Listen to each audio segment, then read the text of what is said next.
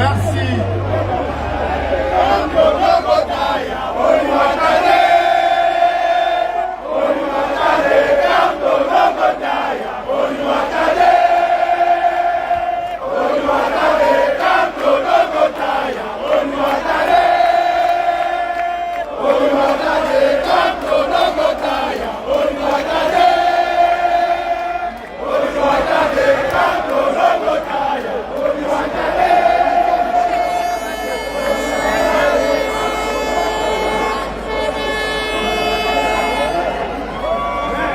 Merci. Alors, on va chanter, on va applaudir le président. C'est vrai. Mais à présent, nous avons nos fils, nos enfants, nos filles qui sont là pour remettre des symboles à notre président, au professeur Maurice Kamto, au candidat de l'Alliance politique pour le changement. Il y a ici de forts symboles. Nous allons demander de déployer le premier symbole qui va être remis au président Kamto. Ensuite, il y aura le second symbole. Et puis, Jeanne Béné va tout simplement nous en déclamer la symbolique profonde. So we are now going to have a very important symbolic ceremony where our daughters, our children, will be giving Professor Maurice Kamto symbolic elements to carry him in his mission. So we are going to do that now because it's a very important ceremony. And we'll hear from Jeanne Béné somewhere on that. Alors, nous avons des enfants de la deuxième et troisième génération d'immigrés que le Cameroun n'a pas accueillis jusqu'alors et qui comptent sur le professeur Maurice Kamto pour que cette patrie dont ils n'occupent pas la terre, mais qui est dans leur cœur, reste la leur, où qu'ils soient. D'où le symbole de ce drapeau. Nous vous donnons la clé pour ouvrir les portes de la cité, de la diaspora. Nous comptons sur vous pour nous ouvrir les portes, que nous nous sentions chez nous. Que nous soyons belges, américains, français, nous sommes le Cameroun. Merci.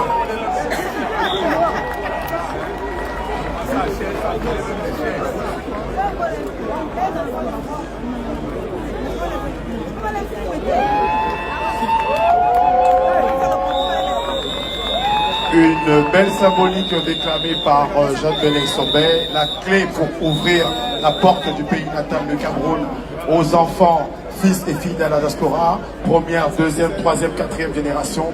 C'est le sens et la symbolique qui a été évoquée tout à l'heure par Jeanne Béné Sombé, le président Maurice Kamto qui déplie le drapeau et qui remet cette symbolique et qui remercie chaleureusement nos enfants. Monsieur le Président, à vous. Professeur Maurice Kamto. Est-ce que le Cameroun est là? Est-ce que le Cameroun m'entend? Est-ce que l'Afrique est là? Alors, je suis prêt. Je suis prêt. Et comme un Africain profondément enraciné, partagez. Lorsque vous allez de votre village, Partagez la famille. Et que ça va niquer, les gars. Vous faites savoir votre satisfaction. Alors je voudrais dire aux autorités de ce pays, et en particulier de cette ville, combien nous sommes reconnaissants de l'accueil qu'ils nous réservent à cette place exceptionnelle de la République qui marque leur histoire et qui peut-être est le début de la nôtre jusqu'au pouvoir demain.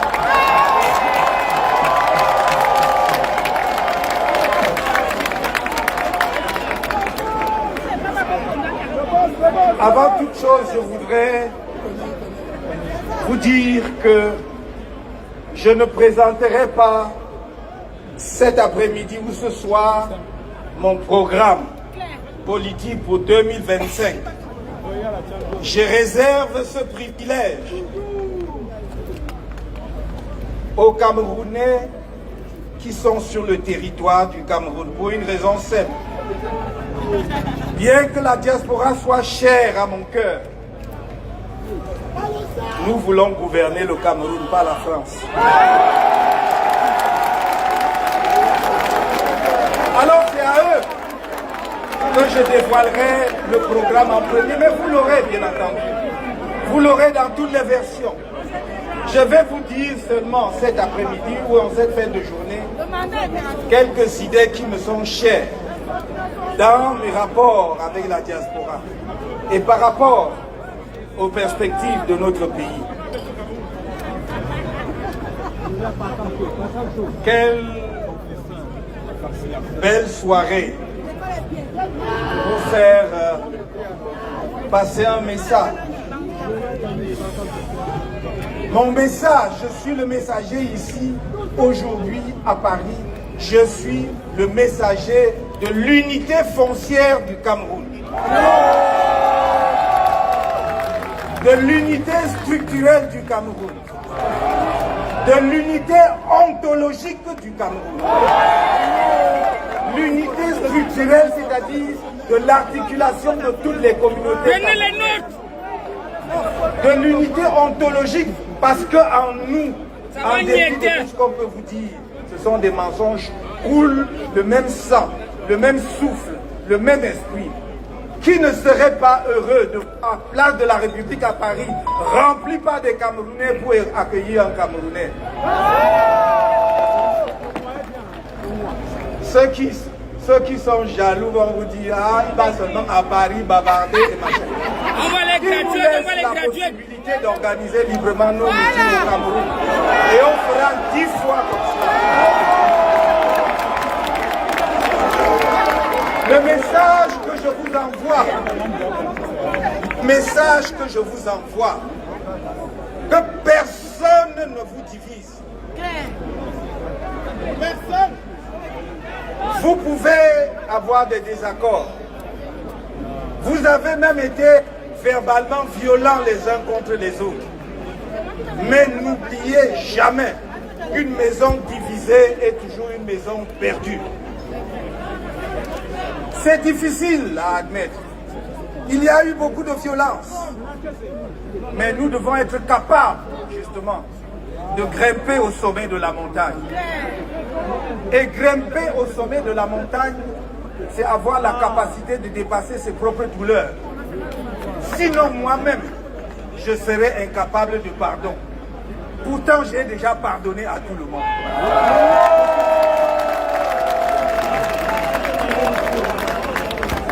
C'est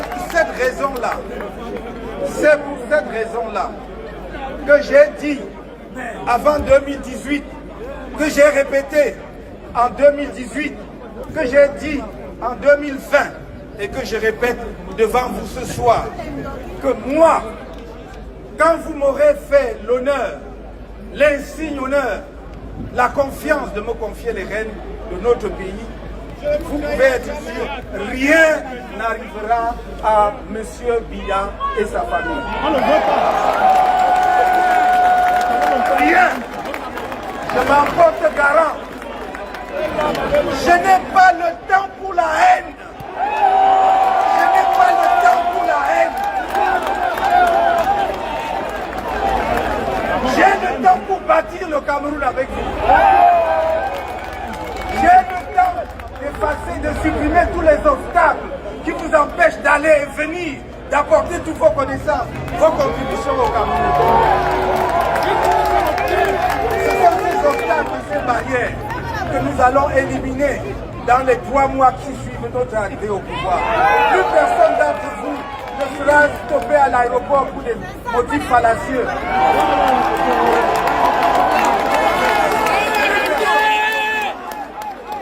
Et j'ai dit, je le redis, nous allons établir non seulement la binationalité, mais la plurinationalité.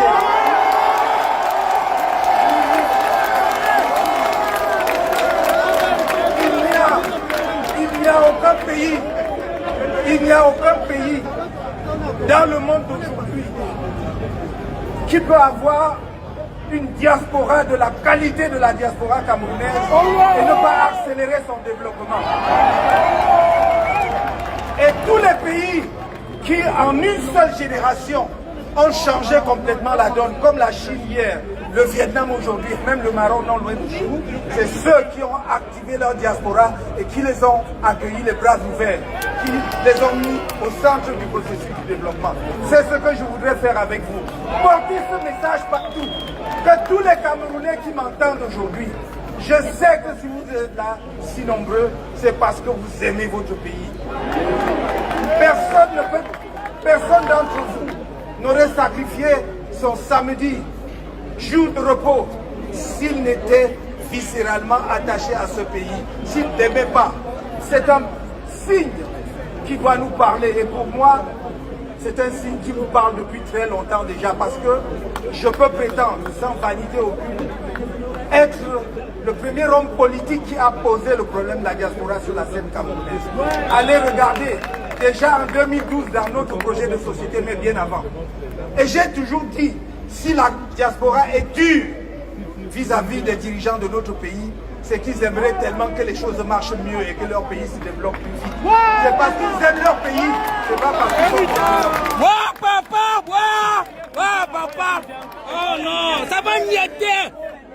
Mon message de cet après-midi, en ce qui concerne la marche des affaires de notre pays, c'est de vous dire, ne vous laissez pas distraire. En 2020, à cette même place, il y a exactement 5 ans et 4 mois, je vous disais, je vois clairement là où nous allons. Je vois. Et on y est arrivé, 2025, c'est la gare. 2025, c'est la gare.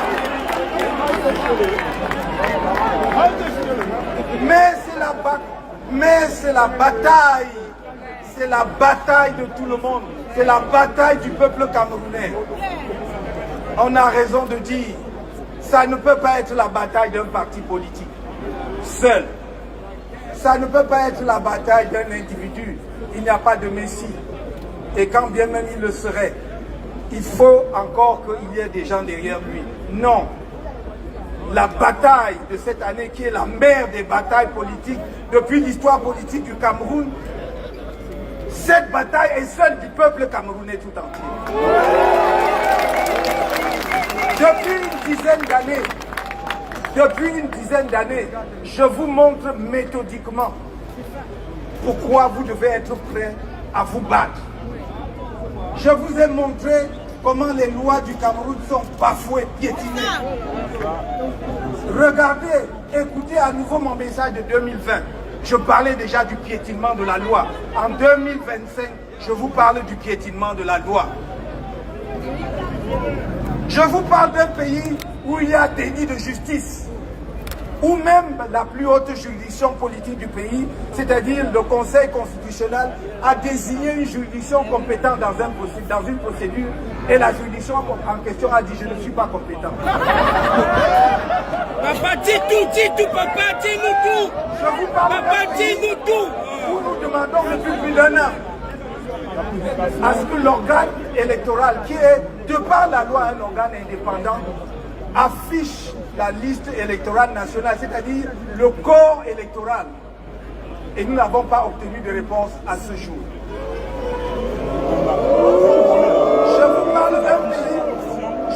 Je vous parle d'un pays où ce même organe électoral s'est organisé pour bloquer le corps électoral au Cameroun autour de 7 millions et de 7 600 000 depuis 10 ans, depuis 2012.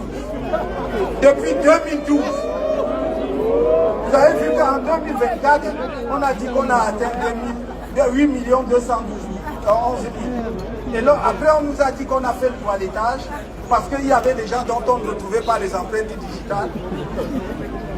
Je ne sais pas sur quel chantier ils travaillent, ni dans quelle plantation.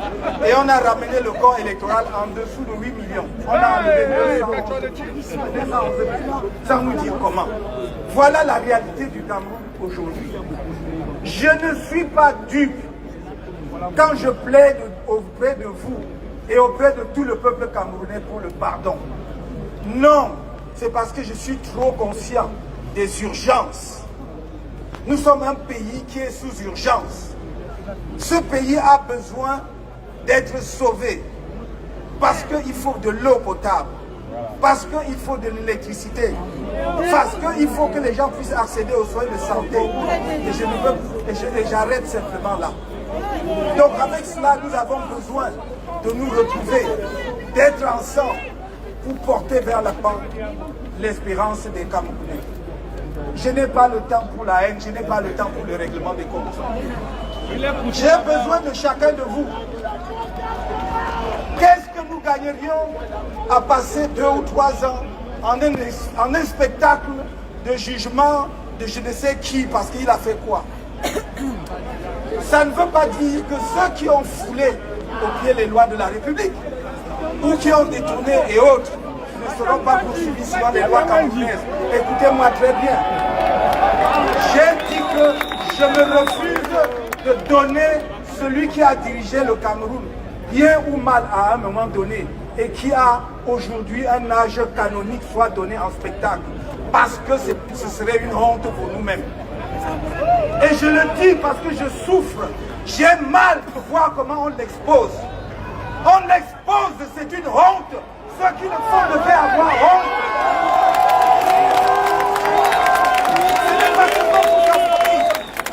Ce n'est pas seulement pour son parti politique, c'est pour nous tous le Cameroun. Quand on peut humilier à ce point une personnalité, même nous en Afrique, même s'il n'avait pas dirigé le Cameroun, personne n'a le droit de donner en spectacle un homme de cet âge. C'est un patriarche dans nos traditions. C'est une honte. Mais c'est une honte pour nous tous. Et nous ne devons plus accepter cela. C'est pour cela que j'ai dit Papa dit tout. qu'il aura toute ma protection. Pour ce cas-là, vous pouvez être contre moi, j'assume, mais il aura ma protection. Il aura ma protection. C'est mon engagement.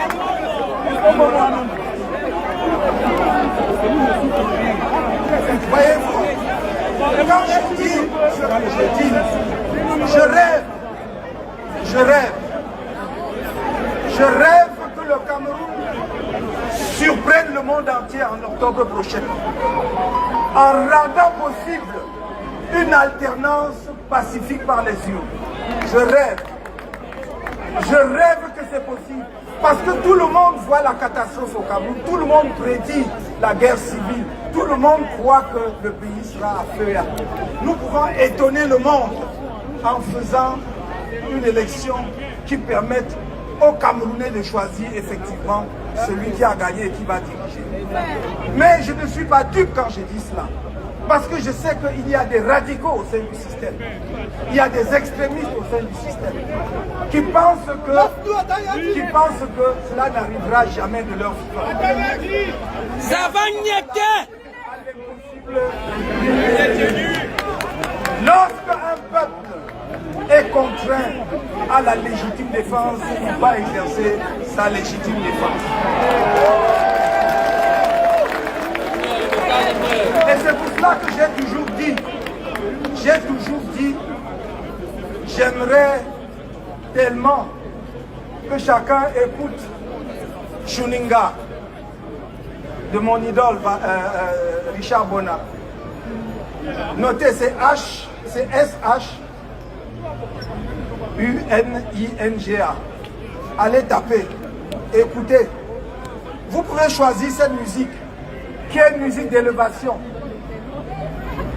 Mais vous pouvez aussi choisir une musique saccadée. Hein? Vous pouvez aussi choisir une musique saccadée où on danse, on gâte tout. C'est à nous de choisir. Et j'ai dit, on dansera sur la musique que les autres vont mettre. Nous aussi on fait danser. Toutes les musiques. Le Cameroun, c'est notre pays à nous tous.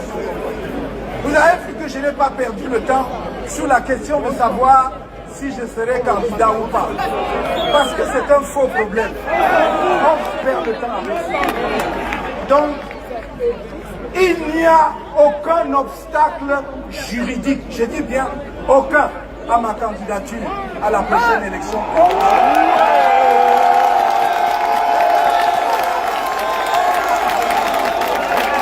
Et je vais vous dire,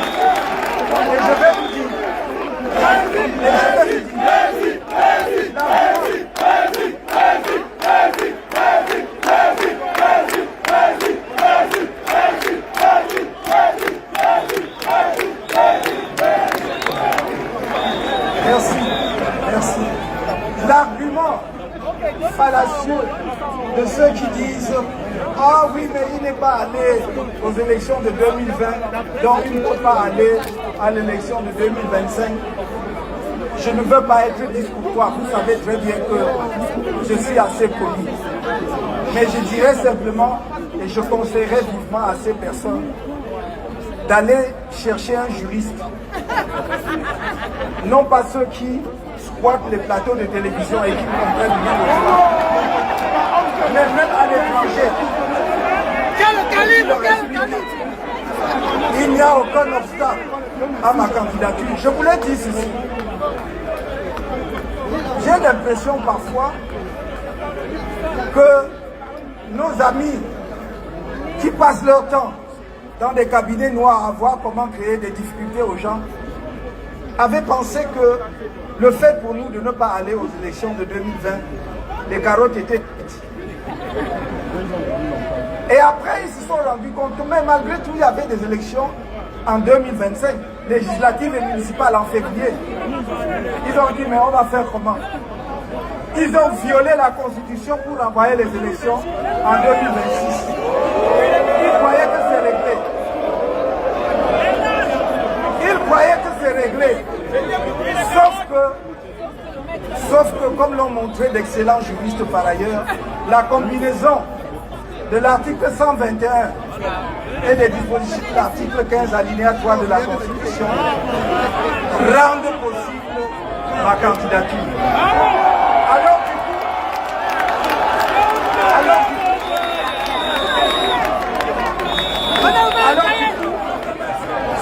maintenant c'est comme une folie. Même ceux qui avaient fait des études, y compris en venant ici, ils ont brûlé leur thèse.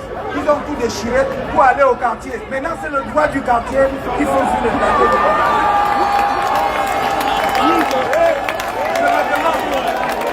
Je me demande, parce que c'est un problème sérieux pour l'éducation de nos enfants, parce que je me demande ce qu'ils enseignent maintenant dans les amphithéâtres. Qu'est-ce qu'ils enseignent à nos enfants dans les amphithéâtres? Voilà le problème aujourd'hui. Voyez un pays où on a tout déconstruit. On a tout déconstruit. Au Cameroun, il n'y a plus de repères. Dites-moi, est-ce qu'il y a encore un repère? Les enfants grandissent sans dire j'aimerais être comme. J'aimerais être comme. Non, on a tué. Il faut faire vivre une seule image. Mais ils se sont trompés. Je crois qu'après 43 ans, ça a mis le temps que ça a mis. Et c'est fini maintenant. Et en octobre, nous disons, c'est fini. Alors, me vient une petite chanson. Cameroun 2025, changement. Cameroun 2025, changement. Cameroun 2025, changement. Changement, changement. Cameroun 2025, changement. Calme. 2025, changement. Now God will. 2025, changement. Changement. 2025.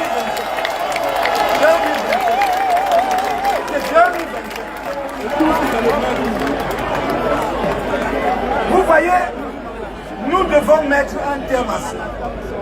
Je le dis, cet après-midi, cette fin de journée, où on prévoyait même la pluie, vous voyez, et qui n'est pas là, cette fin de journée est beaucoup trop belle pour que je ne vous renouvelle pas mon amour. Je vous aime. Je vous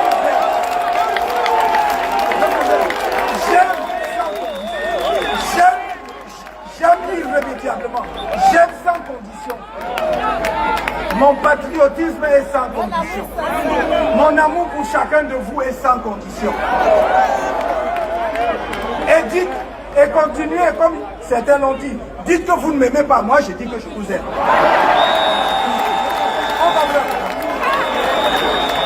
Insultez-moi.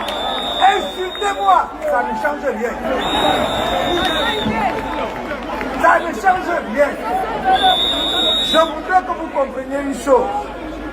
Quand chacun de nous se sera un peu débarrassé de ce qu'on lui fout dans la tête là, pour dire, mais au fond, quand on dit qu'il n'y a pas d'électricité là, est-ce que bon, quand je dis que oui, voilà, tout va bien, il y a l'électricité, il n'y a pas d'électricité chez le voisin et il y en a chez moi, non? Est-ce qu'il y a de l'eau chez le voisin? Il n'y a pas de l'eau chez le voisin et il y a chez moi, non? Quand nous disons, voici un pays où un de nos compatriotes a été dépecé il y a 2 ans, son corps est encore à la mort. Le reste du visage est encore à la mort. Est-ce que c'est une affaire d'un individu? Est-ce qu'on est contre quelqu'un? Est-ce que c'est normal que ça se passe ainsi? Où est Martinez Zogo? Où est-il? Et je ne parle même pas des autres. Mon camarade Pascal Zamboué est en prison. Sa femme a été assassinée depuis 1 an. Son corps est à la mort. On n'a toujours pas dit qu'il a fait. Au contraire, on a arrêté son fils pour dire que c'est lui, il est en prison avec. C'est ça que nous voulons. C'est pour cela que je vous dis, écoutez-moi très bien, mes chers amis, mes chers frères et sœurs. Ma mission première sur la scène politique du Cameroun, c'est de rassembler, c'est d'unir les Camerounais, c'est de les souder, parce qu'avec eux, je suis sûr de la victoire. C'est comme ça que ça va se passer. C'est de les souder. On nous a trop divisés et on nous a perdu 40 ans. Il y a 7 ans, on nous a volé la vie. Qu'est-ce qu'on en a fait? Rien. Montrez-moi ce qu'on a fait en 7 ans avec la victoire qu'on a arrêtée. J'ai dit donc, réfléchissons. Ces histoires de je suis et puis quoi? Chacun est de quelque part, non? Qui a choisi d'être de là-bas? Je vous dis toujours, Camerounais, jugez-moi pour ce que je suis, pour ce que je fais, pour ce que je dis. C'est ça. Les gens sont allés construire des bêtises, des montagnes de mensonges sur moi depuis, ils n'arrivent pas. Parce que quelqu'un rappelait tout à l'heure un livre que j'ai écrit en 1991-93. Je fustigeais déjà le tribalisme dedans. J'étais à peine dans la trentaine. Aujourd'hui, on fait un débat oiseux, un débat d'illettré juridique sur le mandat impératif. J'ai écrit là-dessus en 1996-97. Et ça corrobore ce que je soutiens aujourd'hui. Moi, je crois que le moment est venu pour nous de récupérer notre pays. Nous devons récupérer notre pays. Nous devons reprendre notre pays et le mettre sur l'orbite du développement. Vous en savez beaucoup. J'ai dit la diaspora. La diaspora ne doit pas être une sorte d'épouvantail qu'on agite. La diaspora doit être un des leviers majeurs du développement du Cameroun. Et partout où j'ai regardé, on ne dit pas que tout le monde va rentrer au Cameroun. Mais il y a des passerelles que l'on construit pour que même la diaspora qui reste ici continue à participer au développement du pays. Que ceux qui veulent rentrer rentrent. Parce qu'on créera les conditions optimales pour que quand ils viennent, vous voyez, vous souffrez ici, vous épargnez de l'argent. Le jour où vous rentrez, Vous voulez construire par exemple une usine. On vous montre quelqu'un qui veut vend le terrain. Vous l'achetez 2 jours après, vous voulez construire l'usine, ce sont les matières qui sortent. Mais si on met en place les structures que nous voulons pour la diaspora, notamment une agence nationale, un fonds de la diaspora, avec un guichet unique, c'est cette institution-là qui va faire la sécurité foncière. De façon à ce que lorsque vous achetez votre parcelle là-bas, vous êtes sûr de ça.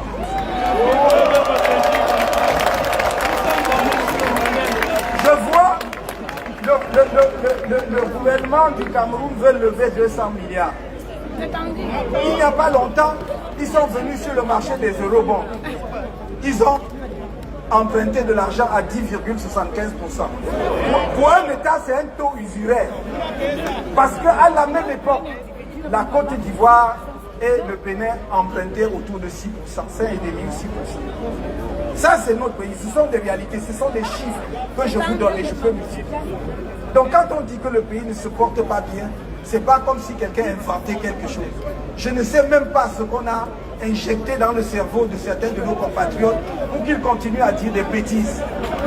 Et la plupart du temps, ce sont ceux qui souffrent le plus, qui n'ont rien. Et tu te demandes qu'est-ce qui se passe. Mais il est temps. Je crois que mon peuple s'est réveillé. Vous ne devez plus vous endormir. Cameroun 2025. Cameroun 2025. Cameroun 2025. Faut que ça arrive. Et je voudrais, pour terminer, c'est la deuxième articulation de mon propos, vous dire ceci. J'entends souvent, et j'ai entendu en particulier en 2024, les Camerounais dire le Sénégal nous parle. Mais le Sénégal nous parle, mais nous ne comprenons pas ce que nous dit le Sénégal. Les gens ne voient que le résultat, c'est-à-dire le fait que 2 jeunes Sénégalais ont accédé au pouvoir par les urnes. Mais ils oublient toute la bataille qui a eu derrière, la lutte politique qui a eu derrière et qui a abouti à ces résultats. Vous voyez des Camerounais, comme on aime beaucoup le football, je suis sûr que très rapidement là vous allez dire laissez-nous même on va regarder la Champions League. Et qui vont dire, et il va s'installer devant sa télé, il va boire une bonne bière, après il va dire qu'est-ce que Kamto a même dit? C'est pas une affaire de Kamto. Qu'est-ce que nous faisons ensemble pour que ça change en 2025?